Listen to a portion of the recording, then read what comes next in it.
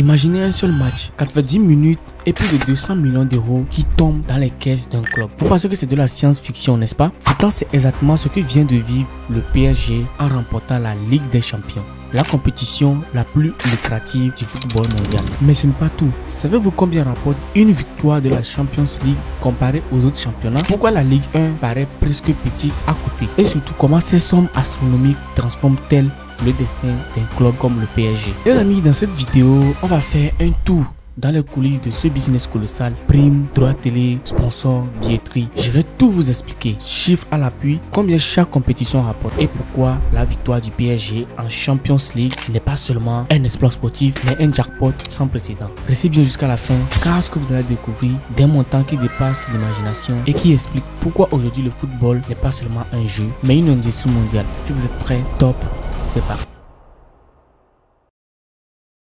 Mais bien avant de continuer cette vidéo, si vous avez besoin d'un site web, on le crée pour vous. Un site vitrine pour présenter votre activité, pour attirer plus de clients, une boutique en ligne pour vendre vos produits 24h/24, un blog pour partager votre passion et toucher une large audience, un portfolio pour mettre en avant vos réalisations et votre talent, un site professionnel pour donner à votre entreprise une présence crédible sur le web, un design moderne, un site rapide et sécurisé adapté à tous les écrans, bref, du sur-mesure pour votre projet. Ne restez pas invisible sur le web, passez au niveau supérieur dès maintenant. Contactez-nous au numéro qui s'affiche à l'écran ou par mail, tous les liens sont dans la description.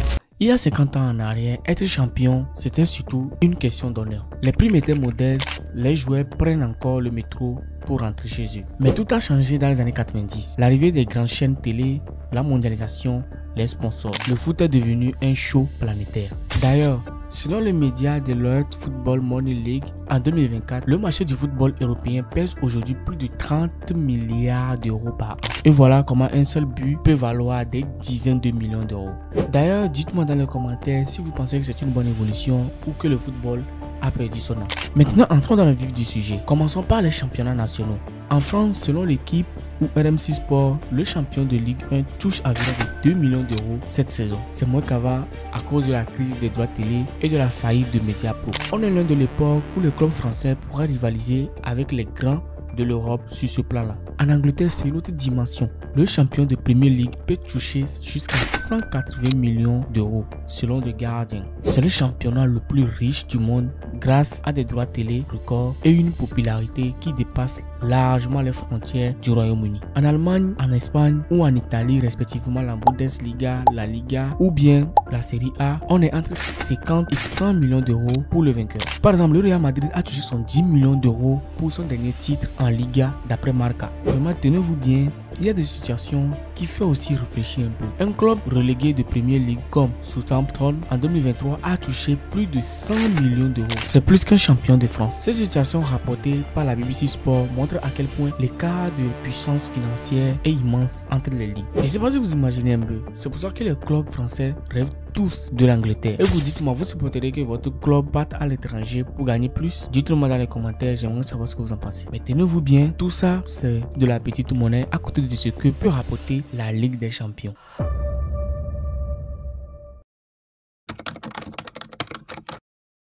La Ligue des Champions, c'est la compétition qui fait vibrer les joueurs, les supporters et les trésoreries des clubs. Parce que soyons honnêtes, la Ligue des Champions, ce n'est pas seulement une histoire de prestige, c'est aussi une véritable machine à cash. Dès que le club se qualifie pour la phase de groupe, il touche une belle somme. Selon UEFA, rien que pour participer, chaque club reçoit plus de 15 millions d'euros. Mais ce n'est que le début. À chaque match de poule, une victoire rapporte près de 2,8 millions d'euros et même un match nul permet d'empocher un peu plus de 900 000 euros. Plus le club avance dans la compétition, plus les primes aussi s'envolent. Se qualifier pour la 8e de finale, c'est quasiment 10 millions d'euros de plus. Puis encore environ 10 millions en quart de finale, plus de 12 millions pour une place en demi-finale et près de 15 millions pour atteindre la finale. Et le vainqueur lui reçoit un bonus supplémentaire de plus de 4 millions d'euros. Mais l'histoire ne s'arrête pas là, parce qu'il y a aussi ce qu'on appelle le market pool. C'est une part des droits télé qui est repartie en fonction de la popularité du championnat et du club. Par exemple, selon l'équipe, pour un club français comme le PSG, ce market pool peut représenter jusqu'à 30 millions d'euros supplémentaires sur la saison.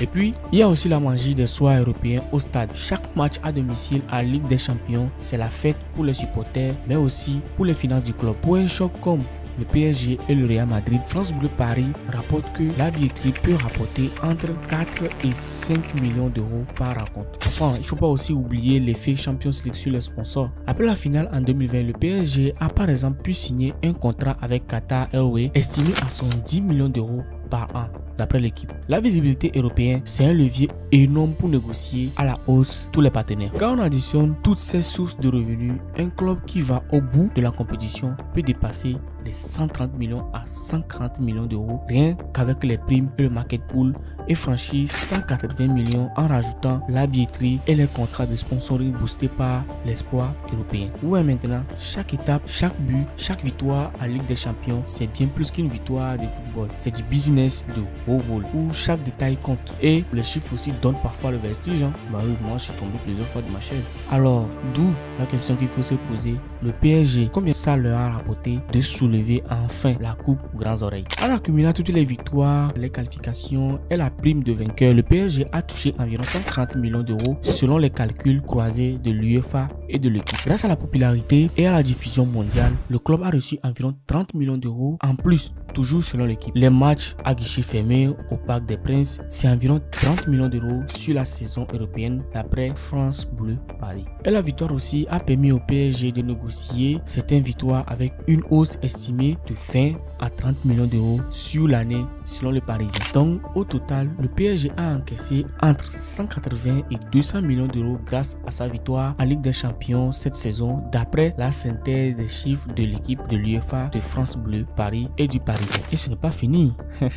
La notoriété du club a explosé aussi. Les réseaux sociaux du PSG ont gagné 10 millions de nouveaux abonnés en un mois selon PSG.fr. Est-ce que la victoire du PSG va changer son histoire? Est-ce que ça va attirer encore plus de stars à Paris? Dites-moi ce que vous en pensez dans les commentaires, je me ferai le plaisir de vous lire. Le PSG a désormais rejoint enfin le cercle fermé des équipes qui ont remporté la Champions League. Mais certains clubs ont déjà encaissé des sommes folles grâce à leur succès européen. Par exemple, le Real Madrid a gagné plus de 800 millions d'euros en 10 ans avec la Ligue des Champions selon le journal AS. Manchester United, Liverpool eux aussi voient leur valeur grimper à chaque victoire européenne, attirant de nouveaux sponsors et augmentant aussi leurs revenus. Comme l'explique le dernier rapport Deloitte, le PSG perçoit désormais plus de 150 millions d'euros par an en sponsoring maillot, ce qui les place parmi les leaders mondiaux selon l'équipe. Mais ce que vous devez savoir, c'est que toutes les compétitions européennes ne se valent pas. Un mot sur Europa League et la Conference League. Les primes sont bien plus faibles. Le vainqueur de l'Europa League touche environ 15 à 20 millions d'euros au total d'après UEFA. Pour la Conference League, on touche autour de 8 à 10 millions d'euros. C'est vrai, pour un club c'est rien, mais imagine une personne comme moi qui encaisse ça.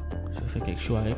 Donc c'est pour ça que les clubs se battent pour jouer la Champions League chaque année. Et attention, à partir de 2025, la Ligue des Champions change de format. Plus de matchs, plus de clubs, plus de droits télé. Le revenu devrait encore augmenter. Certains parlent de 200 à 250 millions d'euros pour le futur vainqueur selon l'UEFA. Est-ce que ça va rendre la compétition encore plus attractive ou creuser l'écart avec les petits clubs? À vous de me le dire dans les commentaires. Donc en gros, gagner un championnat national, c'est déjà très rentable, surtout en Angleterre. Mais la Ligue des Champions, c'est le Graal financier. Pour le PSG, ce titre historique va transformer le club autant sportivement qu'économiquement. À présent, dites-moi ce que vous en pensez de tout ça. Est-ce que l'argent prend trop de place dans le foot? Dites-le moi en commentaire. Je lirai tous vos commentaires comme d'habitude d'ailleurs. Et surtout, n'oubliez pas de liker, de vous abonner, de partager la vidéo autour de vous pour faire aussi en profiter les autres. Dans ma dernière vidéo que j'ai sortie il n'y a pas si longtemps que ça, j'ai parlé de comment Apple et Samsung se font la guerre en public, mais en coulisses sont des partenaires qui s'entendent, qui se mettent ensemble pour fabriquer nos téléphones que nous utilisons pendant que nous